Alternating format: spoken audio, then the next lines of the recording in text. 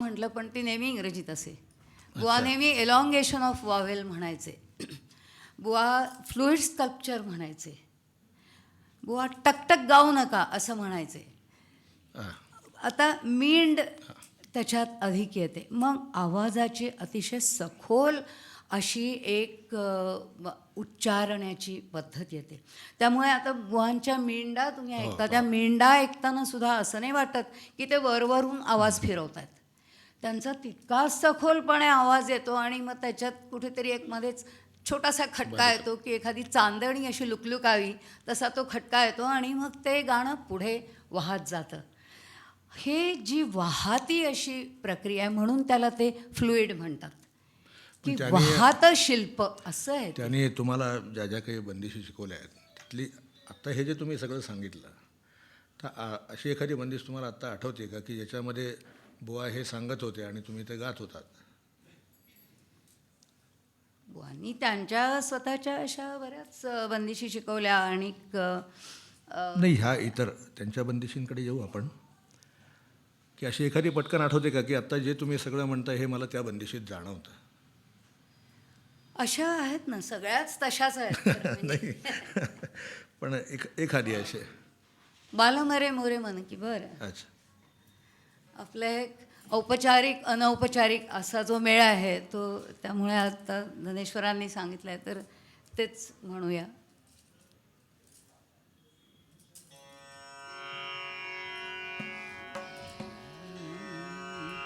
बिहाग हा या घराण्यात अत्यंत आवडता राग आहे सगळ्यांचा.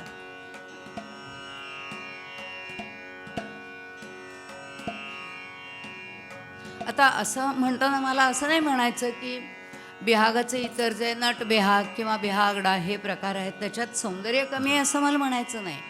त्याचं एक आपलं एक अवकाश आहे.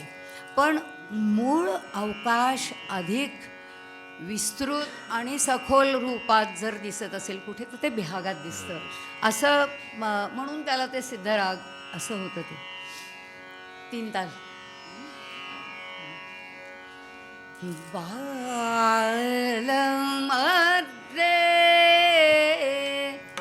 मोरे मन, आपण मध्यलयीतच घेऊया. एक असं होतं की आम्ही द्रुताच्या बंदिशी ह्या सुद्धा इतर जी द्रुतात गातात ते आम्ही मध्यलयीत पुष्कळ त्याला त्यातलं काहीतरी आणखीन भाव म्हणा, आकार म्हणा, आकृती म्हणा, राग म्हणा शोधत राहतो. या सगळ्या गोष्टी मध्यलयीच्या आधाराने त्या बंदिशीत तशा गाता अधिक रंगू शकतात त्या. क्या बात. मोरे मन की बालम रे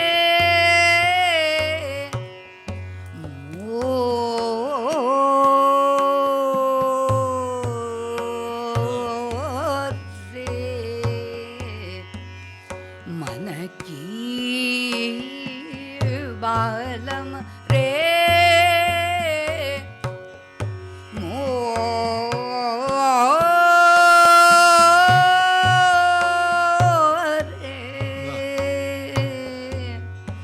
मोरे मन की बालम रे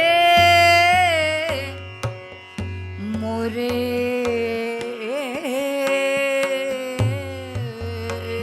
मन चेत होवन दे होवन दे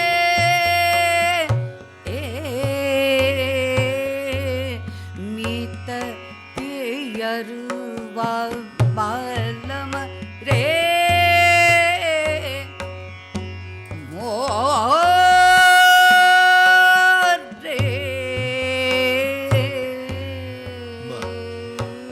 मन की बालमते मोरे मन की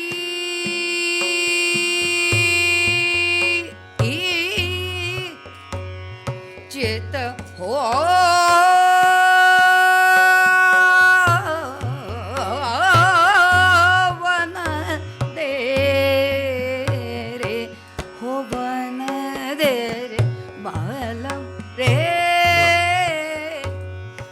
थांबते मला वाटतं, कारण ह्याला अंत नाही आहे. आपण बुवांचं ऐकूया आधी. ह्याच्यात मला आणखीन असं सांगावंसं वाटतं की बुवांच्या तालमीमध्ये ते नोमतोमाचा रियाज करायला सांगायचे. आम्हाला बुवा नेहमी जे सांगायचे की मी 3:30ला उठून खर्जाचा रियाज करतो, तर आम्ही काय 3:30ला त्यांचा रियाज ऐकायला जाणं शक्य नव्हतं. पण आम्हाला खर्जाचा रियाज केला पाहिजे हे बुवा नेहमीच सांगायचे.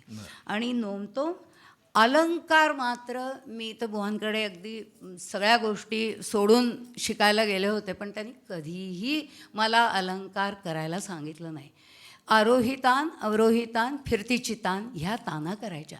पण बुवांचे एक गुरुबंधू होते काका पटवर्धन, त्यांनी पंडितजींच्या विद्यालयामध्ये जे शिकले होते त्याच्यामध्ये त्यांनी अलंकारांचे सर्व पाठ हे त्यांनी तयार करून घ्यायचे ते शिष्यांकडून. आणि मला असं वाटतं की काका पटवर्धन एक अत्यंत उत्तम असे ग्वाल्हेर घराण्याचे शिक्षक होते.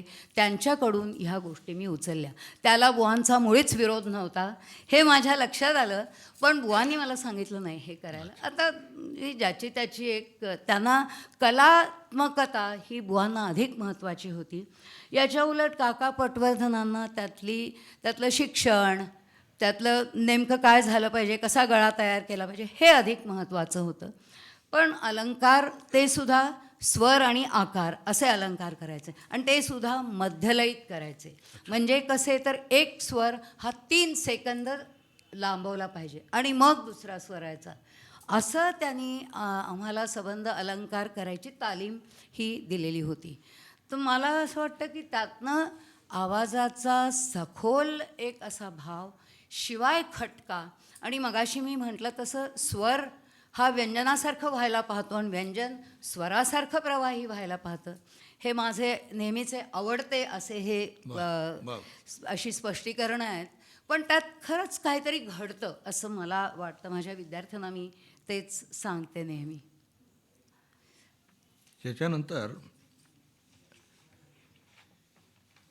7 तराण्याकडे येऊ आपण. गौड मल्हारमधला एक तराणा.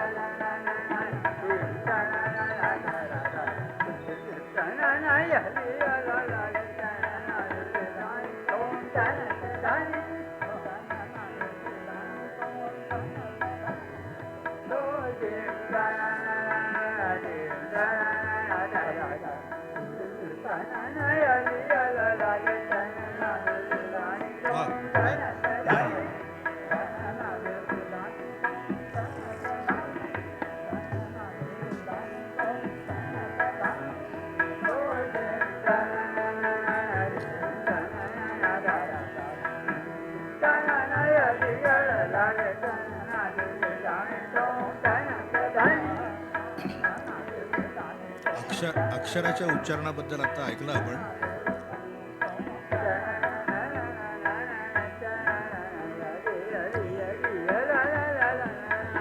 क्या बात.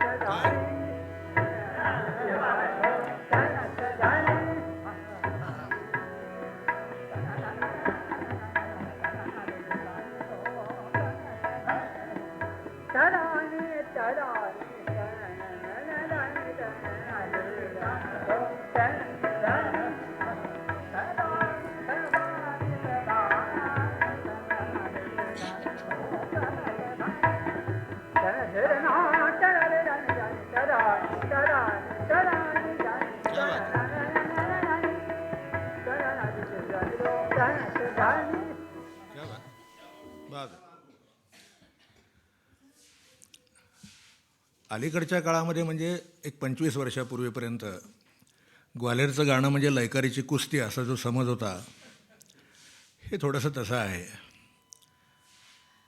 पण ह्याच्यात कुस्ती आहे का लीला आहे? नाही, मला थोडं आधीचं सांगायचं आहे की कुठलं गाणं कुणासमोर प्रेझेंट होत असेल. मला असं वाटतं की ज्यावेळेला हे ग्वाल्हेरच्या दरबारामध्ये हे सगळं गायलं जात असेल, त्यावेळच्या समोरच्या श्रोत्यांच्या कमलेला तलवारी असत. म्हणजे आमने सामने लढाई करायला ज्यांना भीती वाटत नसे, अशा श्रोत्यांच्या समोर हे गाणं होत असे. अलीकडच्यासारखी अहिंसा वगैरे तेव्हा नव्हती. आता आहे त्यामुळे का? नाही तर त्यामुळे ते वक्ता श्रोता किंवा कलावंत श्रोता असा जो काही संवाद असतो. पण हे अंत चालू राहणार का? हो हो. अच्छा. हे दार लावून टाका. तर आपण ज्याला संगीतातलं अकॅडमिक्स म्हणतो, पुष्कळ वेळेला आत्मीयतेपोटी, प्रेमापोटी किंवा खरोखरी मोठा संग्रह असतो म्हणून कलावंतांच्यावर विद्वत्तेचा आरोप होतो. मी आरोप हा अतिशय चांगल्या अर्थाने शब्द वापरतो आहे. पण ज्याला संगीतातलं प्युअर अकॅडमिक्स म्हणता येईल, असं जपण्याचा तो जो काळ होता संस्थानिकांच्याकडचा, त्याच्यामध्ये घडलेली ही सगळी पिढी आहे. आताचं अकॅडमिक्स हे आपलं विद्यापीठांमधल्या लायब्ररीमध्ये आणि वर्गामध्ये शिक्षकांमध्ये वगैरे आहे असं आपण समजतो. पण त्या वेळेला कलावंत दरबारातले हे अकॅडमिक्स सांभाळणारे लोक होते. आणि विशेषतः ग्वाल्हेरमध्ये संगीताचं अकॅडमिक्स म्हणजे फक्त रागांची संख्या, बंदिशींची संख्या नव्हे, रागसंगीत एकूण कसं गायचं, वाजवायचं. मी वाजवायचा हाही उल्लेख करतो आहे मुद्दाम, की ग्वाल्हेर घराण्यासारखा इंटरडिसिप्लिनरी अप्रोच हा दुसऱ्या घराण्यात नाही. कलावंताला तबला आला पाहिजे, एखादं वाद्य, तंतुवाद्य आलंच पाहिजे. नाही जमलं तरी एक 8 वर्षाचं शिक्षण झाल्यानंतर एक 2-4 बंदिशी करून बघितल्या पाहिजेत. बुवांच्या बाबतीत इथे थोडंसं तुम्हाला हस्तक्षेप करून सांगावं असं मला असं वाटतं की बुवा स्वतः उत्तम तबला वाजवायचे. त्यांच्याकडे अनेक पर्ण आणि मिसाल होते. मिसाल या शब्दाचा नेमका अर्थही मला माहीत नाही, पण ते दिलरुबा वाजवायचे, ते कछुआ वाजवायचे, सतार आणि बीन वाजवायचे. हे मी स्वतः ऐकलेलं आहे. मला वाटतं शरद साठ्यांनीही हे अगदी नक्कीच ऐकलेलं आहे सगळं. पंडितजींना, कृष्णराव पंडितजींना एका कुठल्या तरी रेकॉर्डिंगमध्ये त्यांनी हार्मोनियमवर संगत केलेली. ही पॉलिडॉरचं रेकॉर्डिंग आहे ते. वा, एवढं ते तरबेज होते ह्या सगळ्या कलांमध्ये.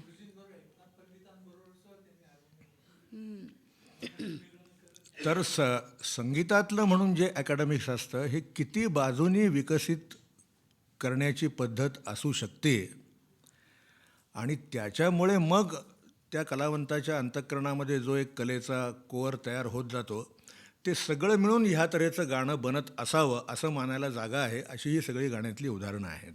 मला इथे आणखीन एक आठवण अशी येते की ह्याला अकॅडमिक्स म्हणावं का कलेचं संपूर्ण रूप म्हणावं आणि अभिजात कला म्हणावं. मी अकॅडमिक्स अशा अर्थाने म्हणतोय की अकॅडमिक्स हा माहिती फक्त कलेतली अशा अर्थाने नव्हे. म्हणजे त्याला थोडं आपण आर्किटेक्चरमधलं उदाहरण देऊ की कितीही जरी तुम्ही सौंदर्यपूर्ण बांधकाम करायचं ठरवलं तरी नैसर्गिक तोलाचा नियम तुम्हाला सोडता येत नाही. तो सुटला की बांधकाम पडणार. हा जो संगीतातला तोल आहे, म्हणजे आपण आता ऐकतोय, मी पण ह्या कार्यक्रमाच्या निमित्ताने अनेक वेळा हे रेकॉर्डिंग ऐकली आहेत की खरं म्हणजे आता आपल्याला वेळ जास्त नाही म्हणून, पण ह्यातली काही रेकॉर्डिंग अशा उदाहरणांसाठी पुन्हा पुन्हा ऐकण्यासारखी आहेत की बुवा सुरू कसं करतात. आता जो हा तिलवाडा आहे, हा धा तेरा केट धीर या लयीत चाललेला आहे. म्हणजे ही लय अशी आहे की ऐकणाऱ्याला सहज टाळी धरता येईल. कदाचित ग्वाल्हेरमध्ये ऐकणाऱ्यांचाही विचार या बाजूने केलेला असावा असं वाटतं. त्याच्यामध्ये एक असं सांगितलं जातं की एका मात्रेची आस संपायच्या आधी दुसरी मात्रा आली पाहिजे, म्हणजे ती लय ही आदर्श लय. आणि नाहीतर मग त्याचा आकार कळत नाही लयीचा, असं होतं. तर ह्या लयीतला तिलवाडा, ह्या लयीतला झुमरा,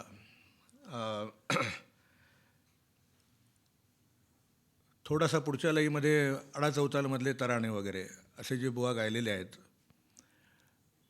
तर संगीतातलं अकॅडमिक्स म्हणताना म्हणजे आपण त्या दिवशी बोललो होतो, मी शरद साठ्यांशी बोललो की ग्वाल्हेरमध्येच 4 प्रकारची तालीम दिसते या सगळ्या कलावंतांच्या उदाहरणावरनं. एक प्रायमरी तालीम म्हणजे शिक्षणाची सुरुवात.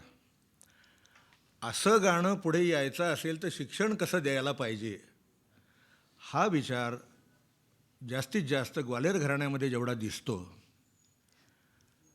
विष्णू दिगंबरांनी विद्यालय काढल्यानंतर विद्यालयाच्या पातळीवर ते इयत्ता 4थी 7वीपर्यंत वगैरे ते गेलेलं आहे. परंतु खुद्द नारायणराव व्यासांनी एका भाषणामध्ये असं सांगितलं आहे की मला आणि विनायकरावांना पलुसकरांनी असं सांगितलं की नारायणराव व्यासांना सांगितलं की तू आता माझ्यासमोर तुला शिकवलेला गौड मल्हार विनायकरावांना शिकव, आणि विनायकरावांना सांगितलं की मी तुला शिकवलेला मिया मल्हार तू आता नारायणराव व्यासांना शिकव.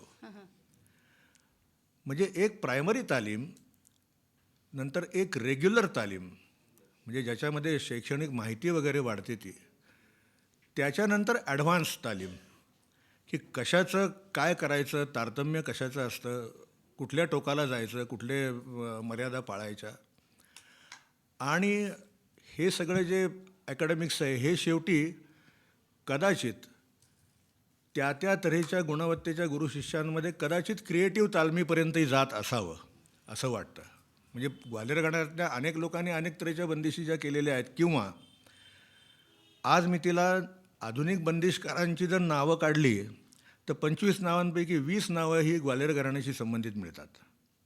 इतर घराण्यामध्ये असतील, परंतु ह्या सर्व अर्थाने मी हे अकॅडमिक्स म्हणतो आहे की इतक्या सगळ्याची माहिती घेऊन, इतकी सगळी माहिती मुरवून त्याचा रियाज करून, आपण मगाशी हे यमन वगैरे जे राग ऐकले की ती मग नुसती मीण राहत नाही, नुसती गमक राहत नाही, ती खरोखरीची त्या लय तालाची आणि त्या ठेक्याची आणि त्या बंदिशीची भावनिक आंदोलनं तयार होतात आणि ती आपल्यापर्यंत पोचतात. त्यामुळे आपण शेवटी यमन ऐकताना तो यमन नाव विसरून जातो. म्हणून या सर्व अर्थाने मला अकॅडमिक्स या बाबतीत मला बुवांचा एक सिद्धांत जो होता तो मला फार आवडतो आणि फार महत्त्वाचा वाटतो की राग आणि रस याच्यामध्ये यमन कल्याणमधला, त्याच्यात अनेक प्रकारची गाणी सिनेमा संगीतापासून बंदिशींपर्यंत आपण ऐकलेली आहेत. तर मग त्यातला रस कुठला?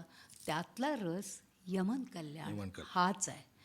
दरबारीतला रस, दरबारी कानडा हाच आहे, असं बुवा जे म्हणायचे की त्याचं जे पूर्ण रसायन आहे, त्या रसायनाला आपण संगीताच्या क्षेत्रामध्ये त्या रागाचं जे नाव आहे तेच नाव आणि तोच रस असं म्हणूया. आपण ठुमरीकडे येऊया. हो हो. दहान.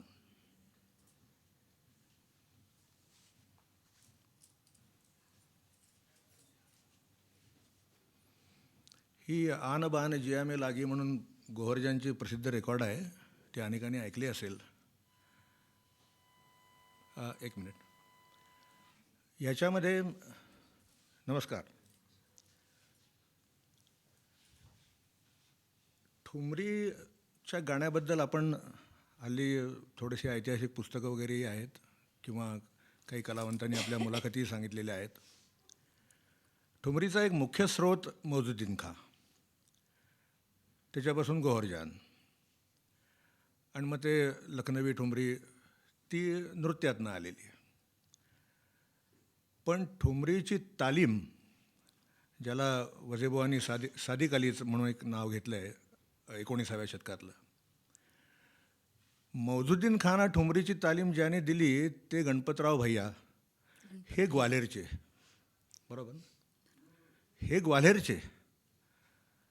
आता ही ग्वाल्हेरमधली ठुमरी नेमकी काय होती हे आज आपल्याला माहिती नाही, पण मौजुद्दीन खान शिकून गोहरजांची जी झाली ती आपल्याला माहिती आहे. म्हणजे ठुमरीची सुद्धा एक प्रकारची वेगळी तालीम ग्वाल्हेरमध्ये असली पाहिजे. आणि ती तालीम म्हणून असावी असं एक उदाहरण याच्यामध्ये आरोलकर बुवांचं सापडलं आहे. आन बान जिया में लागी हा खरं म्हणजे दादरा आहे. पण आता बुवांनी ज्या लईमध्ये ती गायली आहे, मला आणखीन एक बुवांचा विशेष असा वाटतो की मैफल रंगवण्याचा आग्रह नसल्यामुळे एक एक सूर ते असं सांगत जातात आपल्याला, आणि तो एक एक सूर सांगत जाताना तो तंतोतंत तंबोऱ्यात मिळालेला, मग त्याच्यातून जी आस निर्माण होईल, त्याचं मनाशी जे काय नातं निर्माण होईल तसतशी त्याची आंदोलनं, आणि मग त्याच्यात जो घडेल तो कल्पना विस्तार असं दिसतं याच्यामध्ये. तर ही आपण आन बान जिया में लागी ही जवळजवळ एक 4-4.5 मिनटाची आहे. ही आपण मुद्दाम पूर्ण ऐकूया.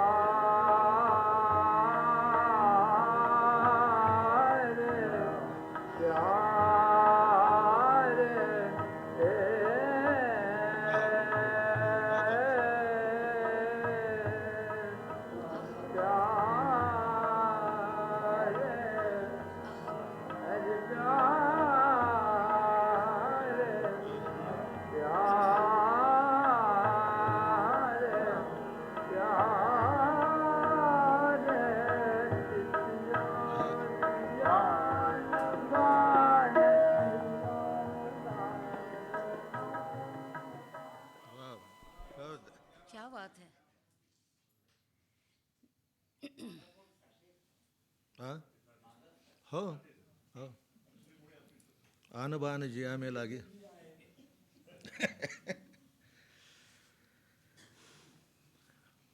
थोडं बोला. बुवांच्या ठुमऱ्या हा एक आमचा फारच आवडता विषय असे, कारण मला असं वाटतं की ठुमरीमध्ये देखील त्या बोलाबरोबर जगणं हे बुवांना ज्या हळुवारपणे जमायचं ते फार विशेष होतं.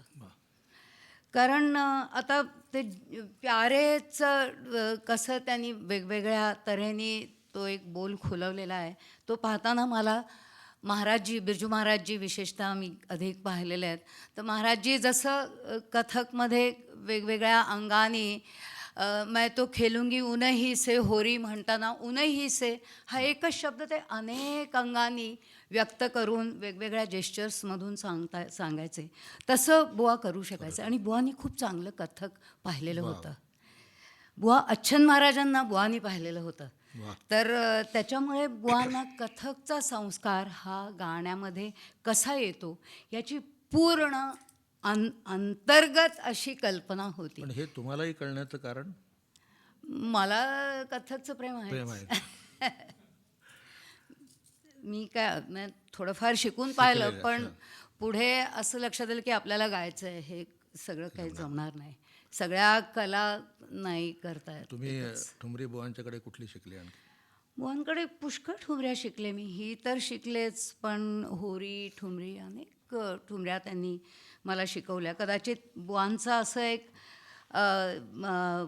त्यांना त्या व्यक्तिमत्वाचं एक सिक्स्थ सेन्स ज्याला म्हणतात, तो सिक्स्थ सेन्स त्यांना असे आणि त्या अंदाजाने ते म्हणायचे की माझा अंदाज जो आहे त्याप्रमाणे मग त्यांचं शिकवणं व्हायचं. तर तसं मला त्यांनी शिकवल्या बऱ्याच ठुमऱ्या. शेवटची ठुमरी त्यांनी मला जी शिकवली ते जायच्या आधी 6 दिवस, ती जाग उठी मै पियाने जगाई शिकवली. कारण मी बुवा म्हटलं, बुवा माझी ते राहून गेले आणि ती किती सुंदर ठुमरी तुम्ही शिकवलीच नाहीत मला, असं मी त्यांना सांगून टाकलं. चला घेऊन टाक म्हणून त्यांच्या अतिशय थकलेल्या अशा अवस्थेत त्या आवाजात पण त्यांनी ती मला तालीम दिली. अशी माझी शेवटची तालीम ती होती. ऐकूया थोडी. ऐकूया, मध्यम गायला लागेल एवढंच.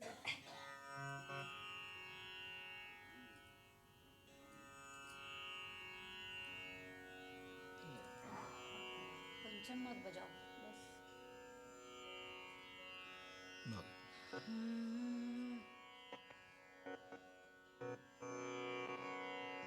आणि हे एक आमच्या मला खास करून असं वाटतं की हे एक बुवांचं व्यक्तिमत्व ह्या सगळ्या तालमीमध्ये अधिक प्रतिबिंबित झालेलं दिसतं.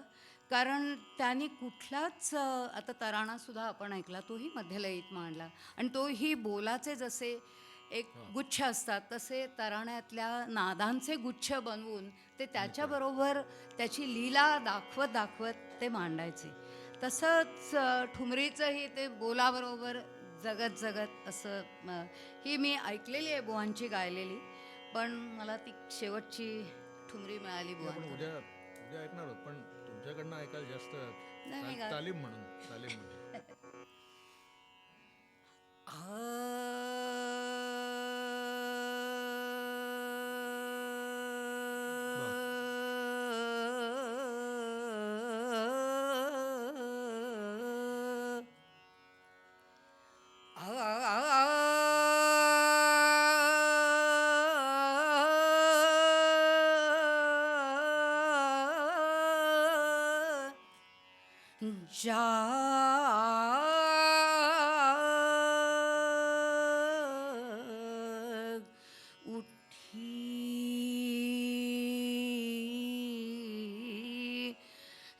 जाग उठी मैं पिया ने जगाई, जाग उठी मैं पिया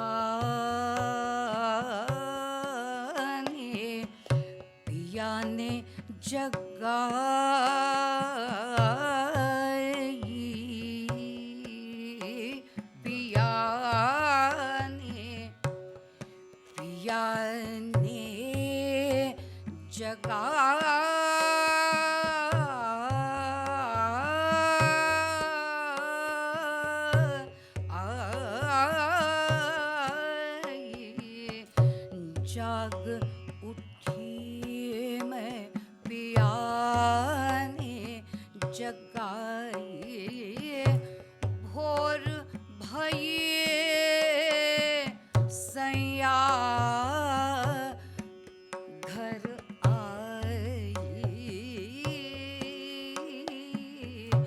जाग उठी मैं पिया पिया पिया ने पिया ने जाग उठी मैं पिया ने जगाई जाग उठी मैं पिया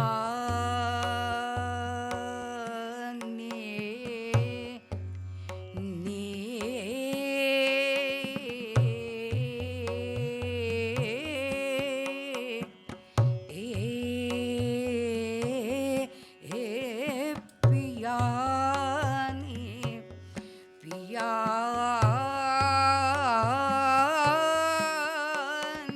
पिया ने जगाई जाग उठी मैं पिया ने जगाई भोर भये सैया घर आई जाग उठी मैं पिया ने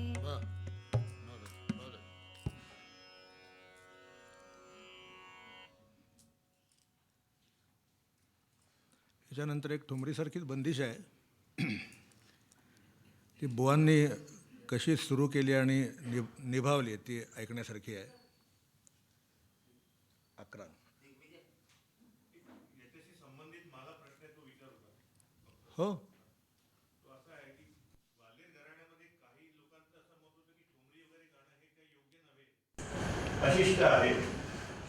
तर त्या संदर्भात मला 2 अपवादात्मक उदाहरणं दिसतात. एक म्हणजे नागपूरचे राजाभाऊ कोठे आणि दुसरे शरदचंद्र आवळकर.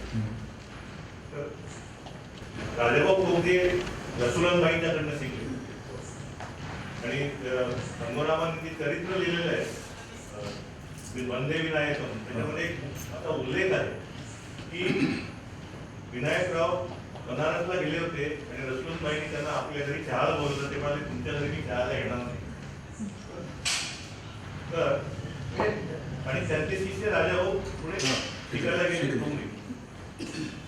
ही एक त्याच्यावर भाष्य म्हणायला हरकत नाही त्या कृतीवर. मला असं विचारायचं की आरोलकर बुवा हे कोणाकडून ठुमरी शिकले हे जर तुम्ही सांगू शकला. बुवा मुळे गुरुजींच्याकडे त्याची तालीम मिळाली. आता मुळे गुरुजींनी चुन्नाला खूप ऐकलेलं होतं त्यामुळे आणि मुळे गुरुजींनी आणखीन गणपतराव आपट्यांच्याकडे पण त्यांना तालीम मिळालेली होती. ते स्वतः बीन वाजवायचे आणि त्यांचं भारतीय सौंदर्याबद्दल त्यांचं एक विशेष असं काहीतरी जे म्हणणं होतं त्याच्यामध्ये बोल अंग आणि ज्याला अमूर्त अंग संगीताचं आपण म्हणू, तो मूर्त आणि अमूर्त ह्यांचा बेमालूम मेळ ह्या कलांमध्ये होतो आणि जो ह्या संगीतामध्ये होतो असं त्याच्यातनं ते सांगायचं आहे. आणि मुळे गुरुजींकडून आणखीन बऱ्याच तालमी बुवांनी घेतल्या. त्यातली एक सौंदर्य तत्वाची तालीम पण घेतली, ठुमऱ्यांची घेतली. बुवा नेहमी म्हणायचे की त्यांच्याकडे 108 लावण्या होत्या तर त्या काही मला घेता आल्या नाहीत. तर आता ह्या लावण्या कशा असतील ह्याचा आपण या ठुमरीवरून अंदाज बांधून त्या म्हणायचं. पण म्हणजे ह्याच्यात एक असं दिसतं की लावणी काय ठुमरी काय याला कुठलाही सामाजिक असा नियम ह्या पिढीत लावलेला नव्हता. आधी लावला होता पण बुवांनी लावला नाही, मुळे गुरुजींनी लावला नाही. आणि त्यातनं त्यांनी सौंदर्य पाहिलं किंवा आयुष्याची वेगळी वेगळी दालनं, त्यातली भावना आणि त्यातली लहर ही पाहिली, आंदोलनं पाहिली. ही त्यातली फार मोठी गोष्ट आहे असं मला वाटतं. ग्वाल्हेरच्या ठुमरीचा संग्रह हा अजूनही संशोधनाच्या अभावी शिल्लक राहिलेला विषय आहे. कारण ग्वाल्हेर मराठी राज्य मराठी राज्य हे दृढमूल होणं तर नुसतं ग्वाल्हेर नाही आहे, राजस्थानमध्ये आणि ओरिसामध्ये सुद्धा त्या त्या प्रांतातल्या संगीताचा जीर्णोद्धार मराठ्यांनी केलेला आहे. म्हणजे आता हा खूपच वेगळा विषय होईल, पण इथे एक छोटं सांगून ठेवतो की मुसलमानांच्या स्वारीमुळे जगन्नाथाचं मंदिर हे बंद पडलं, मूर्ती तिथनं हलवल्या आणि संपूर्ण मंदिराचं म्हणजे बंदच, तिथे काहीच चालत नव्हतं. मराठ्यांनी ओरिसावर स्वारी केल्यानंतर त्या जगन्नाथाच्या मंदिराचा जीर्णोद्धार केला. हे आजही ओरिसाच्या ऑथेंटिक हिस्ट्रीमध्ये सांगितलं जातं. आणि जीर्णोद्धार केल्यानंतर तिथे काहीतरी 33 किंवा काय 36 असतील त्या प्रकारच्या सेवा होत्या. काही नैवेद्य असेल, काही अमुक असेल, तमुक असेल, त्या सगळ्या सेवा मराठ्यांनी लावून दिल्या. आपल्या भारतीय संशोधक मंडळामध्ये मला वाटतं चिमाजी अप्पाची ओरिसावरची स्वारी असं एक पुस्तक आहे. अशा पुस्तकातनं कळतं काय काय केलं असेल ते. आणि तिथे देवासाठी म्हणून जी नृत्य सेवा लावून दिली त्याच्यासाठी तिथे कोण नेमल्या, तर तिथे महारी नर्तिका नेमल्या. महारी म्हणजे महाराष्ट्रातल्या, ज्याला आपण आज लावणी म्हणतो, त्या नृत्यासारखं नृत्य दिसेल आणि असेल असं वाटण्यासारखं महारी नृत्य आजही ओरिसामध्ये काही प्रमाणात चालू आहे. तर ही जी सगळी परिवर्तनं आहेत ही आणि ओडिसी ॲक्च्युअली हे जास्तीत जास्त नाव आहे ते 1960 नंतरचं आहे. त्याच्या आधी तिथे महारी असंच म्हणत असत. तर ही जी सगळी परिवर्तनं आहेत वेगळ्या वेगळ्या प्रकारची, ह्यातलं सांगीतिक परिवर्तनाची मांडणी अजून आपण नीट केलेली नाही आहे. खुद्द महादजी शिंदे हे काव्याचे आणि संगीताचे जाणकार होते हे आपल्यापैकी कित्येकांना माहिती नाही. ते गोव्याच्या कृष्णमभट बानकरांचे शिष्य. म्हणजे आता ग्वाल्हेरशी संबंधित किती किती गोष्टींचा अजून आपल्याला परिचय व्हायचा आहे. महादजी शिंदे हे स्वतः संगीत शिकत असत, रचना करत असत, हिंदी, मराठी. गोव्याच्या कृष्णमभट बानकर ह्या कीर्तनकार संताचे ते शिष्य. आणि महादजींच्या चरित्रामध्ये त्यांनी असं सांगितलेलं आहे, जशी असतात चरित्र तसं, की बानकरांनी त्यांना उपदेश केला की तू या शृंगारिक काव्य न करता तू भजनं वगैरे लिहित जा. म्हणून महादजीने आपण ज्याला ख्याल म्हणतो ते लिहिणं सोडलं. तर आणि त्यातली काही काव्य उपलब्ध आहेत. आता हे जे ग्वाल्हेरपण म्हणून जे आहे, मुख्य म्हणजे उत्तर हिंदुस्थानातला रामदासी संप्रदायाचा मोठा मठ हा ग्वाल्हेरमध्ये होता. म्हणजे रामदासी संप्रदायाने जी शैक्षणिक बाजू मराठी राज्याबरोबर जिथे जिथे पसरवून दिली त्यापैकी एक ग्वाल्हेर महत्त्वाचं आहे. म्हणजे एक संगीतातलं ग्वाल्हेर घराण्याच्या बद्दल आपण शोधायला गेलो तर जवळजवळ 100 गोष्टी अशा त्याच्या बाजूच्या निघतात की ज्याच्यामुळे ग्वाल्हेर हे त्या तऱ्हेचं बनलं. तसं ठुमरीचा जो भाग आहे, आज आपण सिद्धेश्वरी देवी, रसुलनबाई आणि आता अलीकडच्या काळामधलं हे सगळं ऐकतो. एक ती गायकी निश्चित झालेली आहे, परंतु ती निश्चित होताना ग्वाल्हेरचं नेमकं काय कॉन्ट्रीब्युशन आहे हे आपल्याला नीट माहिती नाही. आपल्याला फक्त गणपतराव भैया, मौजुद्दीन खां, गोरजान एवढंच माहिती आहे. विद्याधर व्यासांनी जो आकाशवाणीवर एक कार्यक्रम केला होता त्याच्यामध्ये त्यांनी विष्णू दिगंबरांनी ज्यांना ठुमरी शिकवली त्यांचं एक रेकॉर्डिंग लावलं होतं, कोणी काळे म्हणून गृहस्थांचं. आणि नारायणराव व्यासांच्या ज्या भाषणाचा मी उल्लेख केला त्याच भाषणात त्यांनी सांगितलं, विष्णू दिगंबर मला म्हणत असत की अरे गाढवा जरा ठुमऱ्या वगैरे बघत जा, आणि विनायकरावांना म्हणायचे तुम्ही भजनं वगैरे गा. आता हे जे तारतम्य आहे ना, मगाशी हार्डीकरांनी फार तो चांगला शब्द उल्लेख केला की औचित्य. मी परवा रामभावना गमतीने असं म्हटलं की आयुर्वेदामध्ये मर्म म्हणून जी काय स्थानं आहेत त्याची व्याख्या करता येत नाही, पण त्याच्यावर आघात झाला म्हणजे मर्म कुठे आहे ते कळतं. तसं औचित्य भंग झाल्याशिवाय औचित्य कळत नाही अशी वेळ आलेली आहे. पण मला असं वाटतं संस्कृत काव्यशास्त्रामध्ये निर्मलाताई क्षेमेंद्राचा औचित्य विचार आहे ना, तोही चांगलाच म्हणजे लोकांनी लक्षात घेतलेला असा विचार आहे, औचित्य विचार. आपण ही कैसी बिजली म्हणून जी ठुमरी आहे ती आपण ऐकूया.